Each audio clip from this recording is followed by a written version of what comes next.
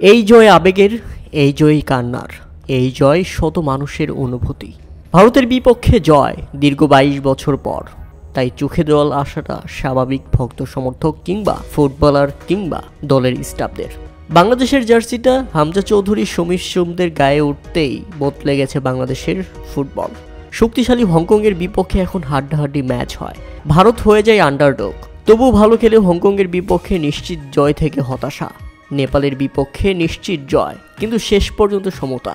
হতাশার সেই বৃত্ত ঘিরে রেখেছিল বাংলাদেশকে। তবে আজ ভারতের বিপক্ষে ১-০ গোলের ব্যবধানে জিতে গেছে বাংলাদেশ। দীর্ঘ ২২ বছর পর ভারতকে হারানোর কীর্তি করেছে বাংলাদেশ। জাতীয় স্টেডিয়ামে ম্যাচটি ছিল এএফসি এশিয়ান কাপের বাছাই পর্বের। দুই দলের মূল পর্বের আশা অনেক আগেই শেষ।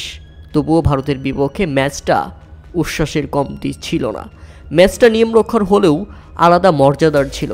দীর্ঘ ২২ বছর পর ভারতকে হারাবে বাংলাদেশ, ঠিক একটা লক্ষ্য নিয়েই সবাই গিয়েছিল গ্যালারিতে। গ্যালারিও কানায় কানায় পূর্ণ। আর ম্যাচের ফলাফল, এশিয়ান কাপের বাছাই পর্বে ভারতকে হারিয়ে দিয়েছে বাংলাদেশ। চোট থেকে সুস্থ হয়ে ফেরা মিডফিল্ডার শেখ মুরসালিন হলেন জয়ের নায়ক। ঢাকার স্টেডিয়ামে ম্যাচের ১১তম মিনিটেই সেই কাঙ্ক্ষিত গোলটি করেছিলেন তিনি।